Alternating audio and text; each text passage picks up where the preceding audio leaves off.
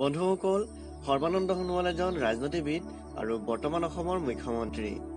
তেওঁ লখিমপুৰ লোকসভা নিৰ্বাচনী ক্ষেত্ৰৰ পৰা নিৰ্বাচিত ভাৰত গণৰাজ্য যুৱ কাৰ্যক্ৰম আৰু খেল মন্ত্ৰালয়ৰ স্বতন্ত্ৰ কেন্দ্ৰীয় ৰাজ্যমন্ত্ৰী হৈছিল। ইয়াৰ পূৰ্বে তেওঁ ভাৰতীয় জনতা পাৰ্টীৰ অসম প্ৰদেশৰ সভাপতি আছিল। বৰ্তমান তেওঁ মাজুলী বিধানসভা সমষ্টিৰ পৰা অসম বিধানসভালৈ নিৰ্বাচিত হৈ অসমৰ মুখ্যমন্ত্ৰী পদত অধিষ্ঠিত।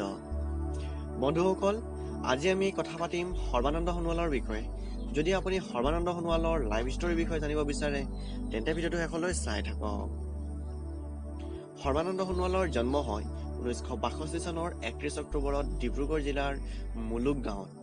তেওঁৰ পিতৃৰ নাম স্বৰ্গীয় জীৱেশ্বৰ সোণোৱাল আৰু মাতৃৰ নাম স্বৰ্গীয় দীনেশ্বৰী সোণোৱাল। সৰ্বানন্দ সোণোৱালে মুলুক গাঁও প্ৰাথমিক বিদ্যালয়ৰ পৰা প্ৰাথমিক শিক্ষা সাং কৰি বিন্দাকাটা মধ্য ইংৰাজী বিদ্যালয়ত 6ষ্ঠ শ্ৰেণীলৈ অধ্যয়ন কৰে। ইয়াৰ পিছত তেওঁ ডিব্ৰুগড় ডন বক্স স্কুলৰ পৰা স্কুলীয়া শিক্ষা সমাপ্ত কৰে।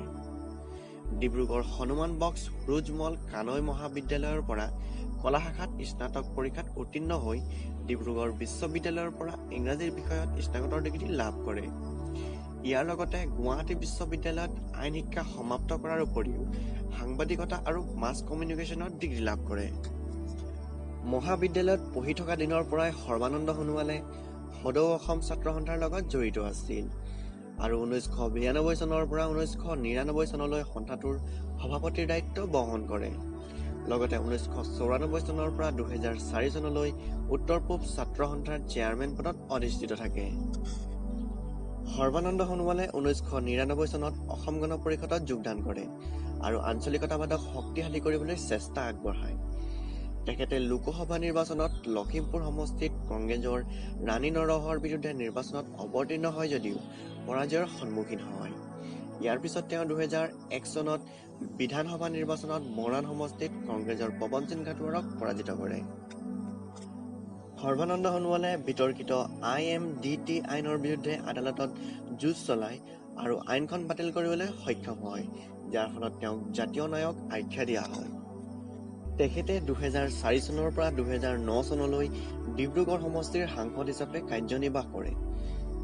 2011 চনৰ 8 ফেব্ৰুৱাৰীত তেওঁ ভাৰতীয় জনতা পাৰ্টীত যোগদান কৰে আৰু 2012 চনত ৰাজ্যিক ভাৰতীয় জনতা পাৰ্টীৰ সভাপতিৰ পদত অধিষ্ঠিত হয়।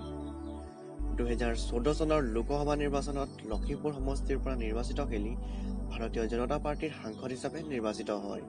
একেই বছৰতে তেখেতে কেন্দ্ৰীয় ক্ৰীড়া আৰু যুৱ মন্ত্ৰীৰ দায়িত্ব কাণ পাতি লয়।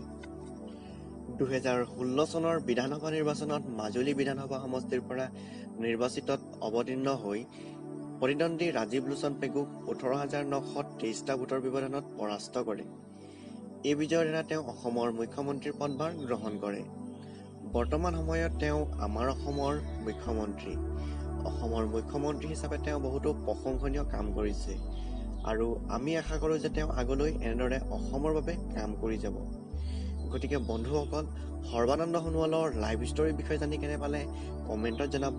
ভাল লাগিলে লাইক কৰিব আৰু ছাবস্ক্ৰাইব কৰি নটিফিকেশ্যন বেল অন কৰিবলৈ নাপাহৰিব। ধন্যবাদ। জয় আই অসম।